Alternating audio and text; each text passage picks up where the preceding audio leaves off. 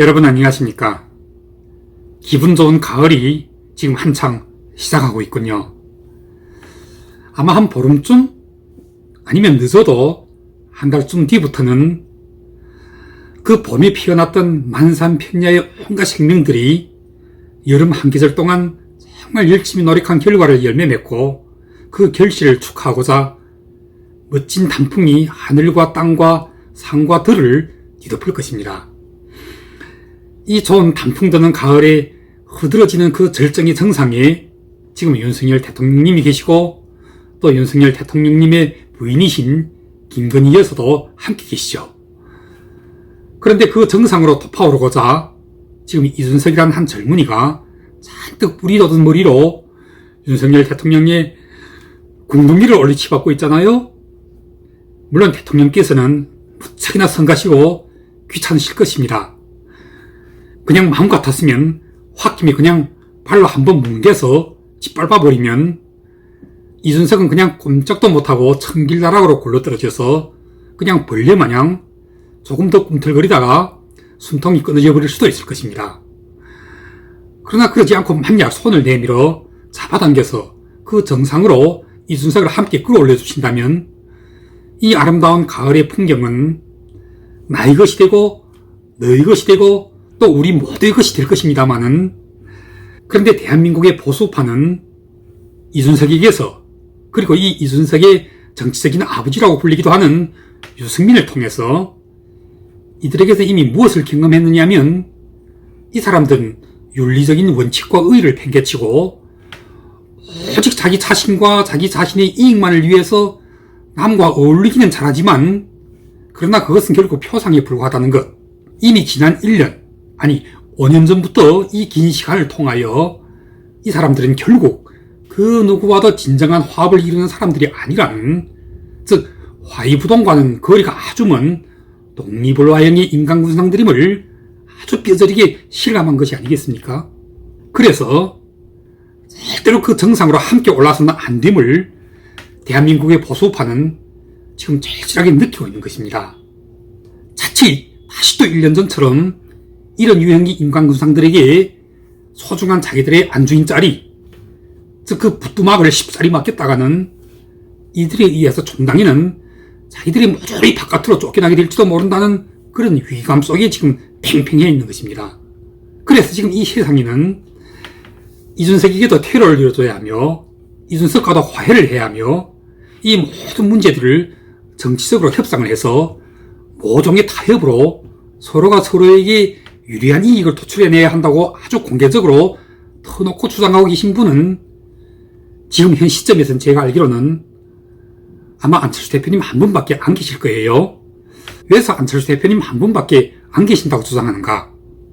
그것은 공개적으로 이준석의 역성을 들고 있는 김웅이나 김병욱이나 하태경이나 허나 같은 사람들은, 그들은 나쁘게 표현하자면 이준석이 따까리들, 좀 덜 나쁘게 표현하자면 이른바 이해관들, 그리고 그나마 좀 더 덜 나쁘게 표현하자면 이들은 모두 그 독립불화형의 정신들에 속하기 때문인 것입니다. 그리고 나아가서 독립불화는 궁극적으로 화이부동과는 상반대가 되는, 인격적으로 표현할 것 같으면 한쪽은 소인배, 그리고 다른 한쪽은 군자인 것입니다. 그러니 군자와 소인배가 대치할 때 우리가 어떻게 소인배한테 군자를 향해서 먼저 화해의 손을 내밀라는 그런 망상고다 같은 기대를 할 수가 있겠습니까? 소인배의 독립불화란 근본적으로, 아니 본질적으로 그들의 화합은 여전히 윤리적인 원칙과 의의를 팽개친, 말하자면 그 반윤리적, 반원칙적인 자기 개인 자신의 이익과 의만을 위해서 행해지는 가짜 화합, 임시화합의 그 표상에 지나지 않기 때문인 것입니다. 때문에 소인배들의 화합은 절대로 오래가지를 못하죠. 그 자신들이 추구하는 사익과 이익에 따른 이해관계에 따라서는 언제라도 어느 때라도 다시 또 불화를 드러내게 되는 것입니다. 그 가장 대표적인 예, 다름 아닌 바로 유승민 아닙니까? 와, 어젠가요? 좌파 언론이 만들어낸 그 막말 프레임에 함께 편승해서 바로 이때다 싶게 그 동리의 위상을 헷가닥 벗어던지고 불화의 본심을 드러내는 모습, 한창 외교 순방 중인 자기 나라의 대통령을 향하여 포부되는 그 저주의 온갖 질타들, 이런 걸 가리켜서 뭐라고 하느냐면 부모는 자식의 덕을 말하지 않고 자식은 부모의 허울을 말하지 않는다는 우리의 유교 문화가 숭상하는 그 가범을 모조리 거꾸로 배워서는 그것을 민주주의라는 허울을 빗대서 자신들의 그 망나니 짓거리를 정당화하려는, 이건 한마디로 하면 그야말로 폐륜이죠. 설사 대통령께서 외교 순방 중에 진짜로 그런 실수의 막말을 내뱉었더라도 그것을 다른 나라의 언론도 아닌 자기 나라의 대통령을 수행하는 자기 나라의 언론이 그걸 고의로, 한마디로 하면 창작해서 세상에다 공개해버리고 그걸 정치적으로 상대 진영도 아닌 자기들 보수 진영에서 배출한 대통령이 얼굴에다 대고 대놓고 공개적으로 오물을 뒤집어 씌우는, 그것도 대통령과는 한 진영의 이름하여 보수의 정치인이라고 타짜는 유승민 같은 자들. 이게 자식이 거리바닥에서 자기 어머니의 치맛자락을 걷어올리는 것과 뭐가 다르죠? 이와 같은 망나니 정치적인 폐륜 행위를 거침없이 저질러대곤 하는 유승민 같은 자를 윤리위가 징계하지 않거나 또는 못한다면 이런 윤리위는 그야말로 존재의 가치가 없는 거죠.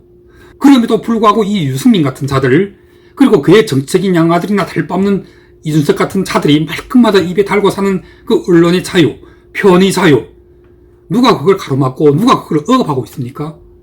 마음대로 표현하십시오. 그리고 마음대로 떠드십시오.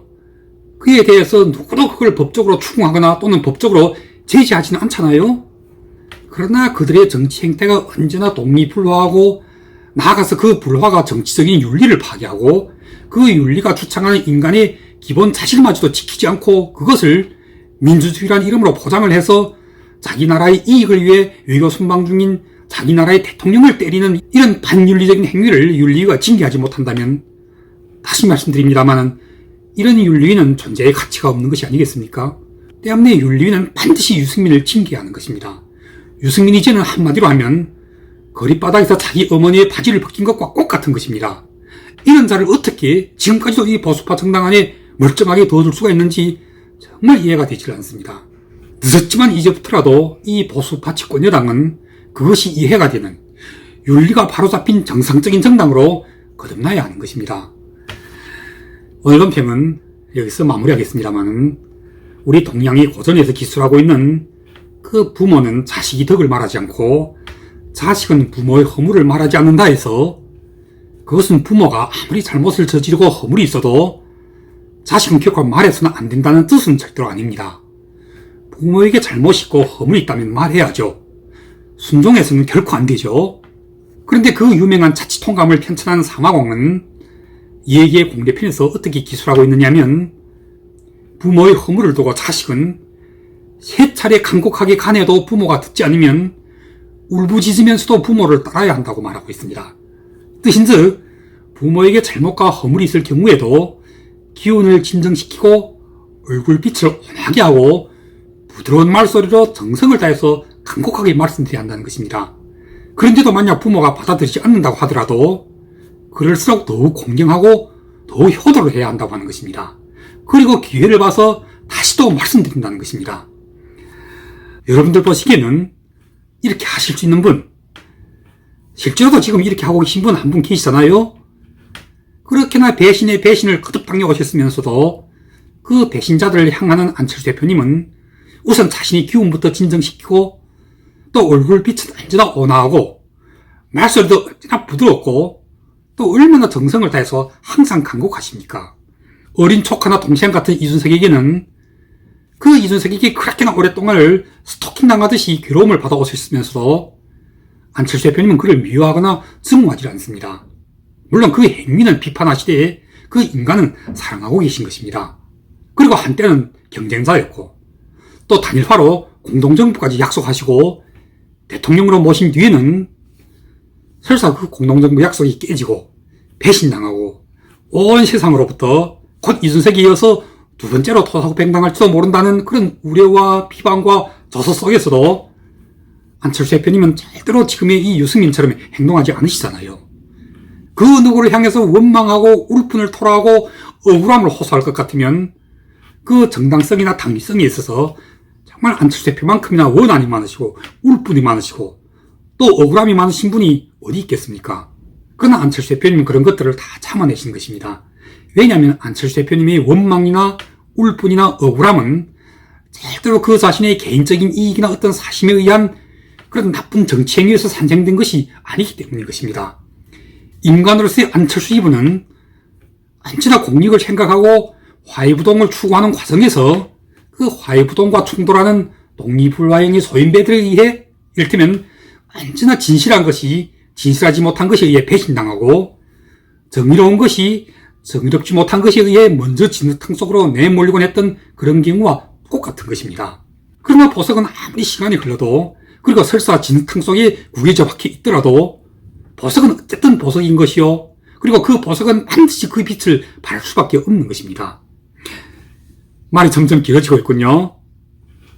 정말 그 누구의 유명한 표현을 빈다면 유승민 씨, 연탄가스처럼 자기 보수파의 대통령이 한창 외교 순방 중에 마침 기회 좋다고 그 뒤통수를 때리는, 다시 또 한번 중언부언합니다마는 그야말로 거리바닥에서 자기 어머니의 치마자락을 들어올리고 자기 친딸의 바지를 끌어내리는 이런 더럽고도 미스꼰 반윤리적인 폐륜 정치를 즉각 멈추시고 사과를 넘어서 사죄를 해야 합니다.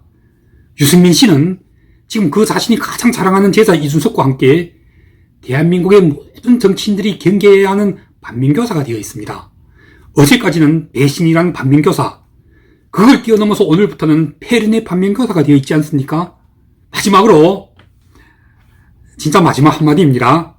그 유승민과 같은 이준석과 같은 반민교사의 대척점에 정말 휴먼 미러와도 같은 우리가 본받아야 하고 우리가 함께 숭상해야 하는 가장 올바른 사실을 끝까지 지켜가고 있는 안철수 대표님의 요즘 행보들, 특히 어제 부산에서 그 부산시 의회에서 열린 언론인 간담회에서 하신 안철수 대표님의 말씀들을 여러분들께서는 잘 새겨보시기 바랍니다. 정말 이 지리멸렬한 여의도 정치판에서 유승민, 이준석과 같은 이 폐륜의 무리들에 의해서 대들보까지도 다 흔들거리고 있는 이 보수파 집권여당에서 그나마 유일하게, 정말 유일하게 안철수라는 이처럼 품격 있는 멋있는 정치인이 있다는 것은 얼마나 다행스러운 일입니까?